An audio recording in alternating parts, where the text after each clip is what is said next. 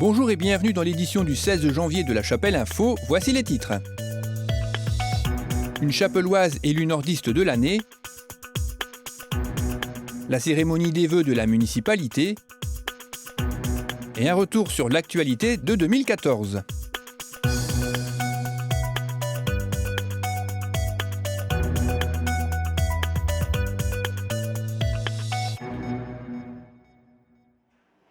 Elle n'en revient toujours pas. Élue nordiste de l'année par le quotidien La Voix du Nord dans la catégorie entrepreneur, Séverine Padovani, originaire de Prémec mais chapelloise depuis quelques années, a créé l'atelier de l'Audomarois en janvier 2014 à Longnes.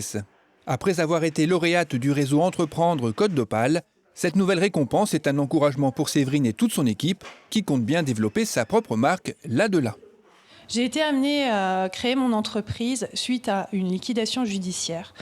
Malheureusement, j'étais dans une société qui s'appelait Texomer et qui a fermé ses portes en avril 2013. Donc moi, j'ai souhaité créer cette société qui s'appelle l'Atelier de l'Audomarois en janvier 2014, afin de recréer mon équipe. J'ai découvert que j'étais sélectionnée par La Voix du Nord, par tout simplement un appel. Une rédactrice m'a appelée et m'a tout simplement dit que j'étais sélectionnée dans la catégorie entrepreneur. Alors j'attends de cette distinction de la notoriété forcément, mais aussi de pouvoir promouvoir ma société, de faire perdurer la société encore une fois et de pouvoir créer des emplois. Parce que le but, il est aussi au fond de moi de créer des emplois et aussi de remettre mon équipe, mon ancienne équipe qui était avec un savoir-faire énorme. Et ça, c'est mon but suprême. Eh bien, mes projets pour 2015, c'est d'embaucher encore des VDI, donc des vendeurs à domicile, pour pouvoir promouvoir notre propre marque de vêtements qui s'appelle Là-de-là, donc qui est une collection de vêtements pour enfants, moyen haut de gamme, que nous souhaitons diffuser en vente à domicile. Si vous êtes intéressé, vous pouvez lui envoyer votre CV et lettre de motivation à l'adresse mail qui apparaît à l'écran. La municipalité a présenté ses vœux à la population samedi 10 janvier au complexe sportif. C'est avec un ton grave et déterminé au vu des récents événements qui ont profondément meurtri notre pays que Bernard Coine a ouvert cette cérémonie en indiquant qu'il s'était demandé s'il fallait la maintenir ou l'annuler. Il n'a pas hésité très longtemps. L'annuler, cela aurait fait croire aux terroristes qu'ils ont gagné et nous n'avons pas peur, a-t-il déclaré. Dans la patrie de Rabelais, de Molière, de Voltaire, on peut avoir une opinion, l'exprimer.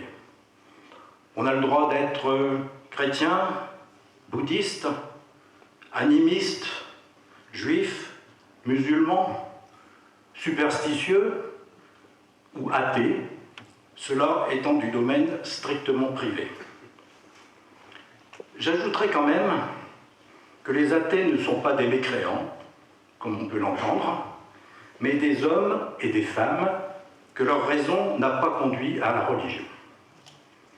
Ils n'en ont pas moins un sens moral, l'amour de l'humanité, qu'exprimaient à leur manière Wolinski, Cabu et leurs amis. Après la minute de silence observée par l'Assemblée en mémoire des victimes, c'est Régis Ozel, premier adjoint en charge des finances, qui a fait le bilan de l'année écoulée. Des comptes plutôt satisfaisants, avec un taux d'endettement par habitant qui a encore reculé cette année, mais au vu des perspectives économiques de notre pays, l'année qui vient sera placée sous le signe des économies. Des classes vertes ont déjà été suspendues et d'autres efforts seront probablement à prévoir. Il a ensuite laissé la place à Jean-Michel Dubois, directeur général des services, qui s'est félicité du taux de fréquentation des nouvelles activités périscolaires qui est de 95% quand on connaît les difficultés rencontrées pour leur mise en place.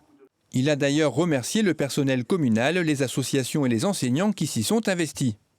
Il a également annoncé que le thème choisi cette année pour habiller les massifs de la commune sera les énergies renouvelables. De grandes fleurs en métal seront bientôt installées, une forme de clin d'œil à la première fleur obtenue au concours des villes et villages fleuris.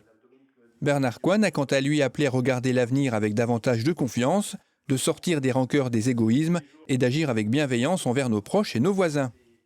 Il a également évoqué les grands travaux sur la commune, ceux de la route nationale qui se poursuivent entre le rond-point Ringot et la mairie, pour lesquels il faut s'attendre à de fortes perturbations, l'ouverture de la voie de contournement qui a énormément d'effets positifs, mais aussi des désagréments provisoires pour certains chapellois.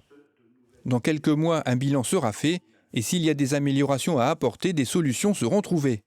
L'achèvement des travaux de l'espace Nelson Mandela, avec une inauguration en octobre, et le souhait qu'il devienne un espace de création artistique pour des artistes de tous horizons, que sa réputation et son activité dépassent le cadre de la commune. Les employés municipaux furent tous remerciés pour la qualité de leur travail. Une œuvre du peintre chapellois Jacques Chérigier, représentant Marat assassiné dans sa baignoire, était exposée. Marat qui fut le premier journaliste mort pour ses idées, comme l'a rappelé l'artiste.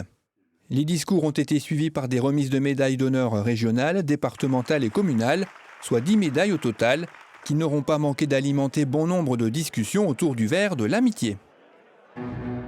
Voici le troisième et avant-dernier volet sur ce qu'il fallait retenir de l'actualité de 2014. En juillet, le Tour de France nous a rendu visite, et cela n'était pas arrivé depuis 20 ans. Des moyens exceptionnels ont été nécessaires pour le bon déroulement de cette 4e étape.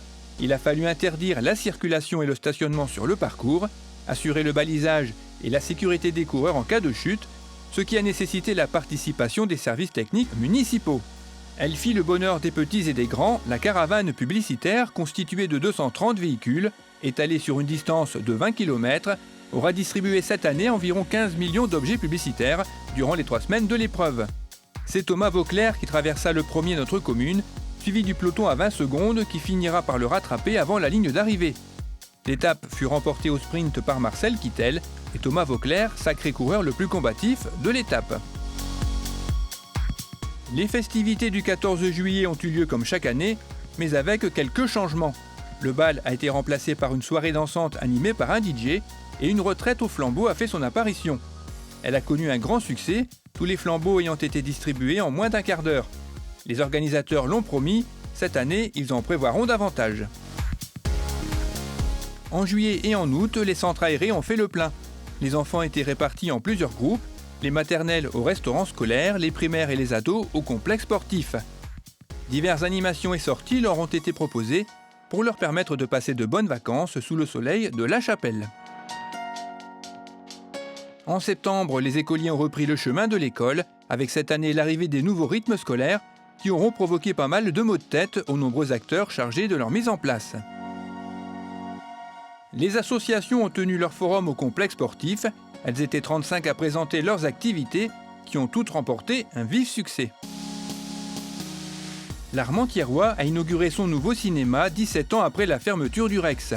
Il se compose de 5 salles dotées d'un équipement moderne, installées dans les anciens locaux de l'entreprise de textile Mailleux, mais restant à taille humaine de manière à favoriser les échanges, comme l'a souhaité son directeur Marc Landry. On a également bradé à la choc, avec pour cette édition 2014 un changement d'organisateur. Ce n'est plus l'Union commerciale et artisanale, mais l'association de parents d'élèves de l'école Notre-Dame de Lourdes qui a pris la relève. En octobre, la radio Mona FM a ouvert ses portes à la caméra de La Chapelle TV. Une radio qui a commencé à émettre à La Chapelle il y a 33 ans et qui se trouve aujourd'hui à Armentières. Elle emploie 10 personnes et touche 80 000 auditeurs sur toute la région Nord-Pas-de-Calais, de quoi faire la fierté de son directeur, Rudy Gruson. Elle organise également des concerts privés pour ses auditeurs, ce qui m'a valu la chance de rencontrer le chanteur Benabar. Une LAN party fut organisée par le Cybercentre et l'association des jeunes chapellois. 20 joueurs de 11 à 22 ans se sont affrontés durant un week-end pour tenter de remporter un des 3 lots mis en jeu. Beaucoup de fatigue pour certains, mais une grande satisfaction pour tous. Voilà, c'est tout pour aujourd'hui. Rendez-vous la semaine prochaine pour le dernier volet.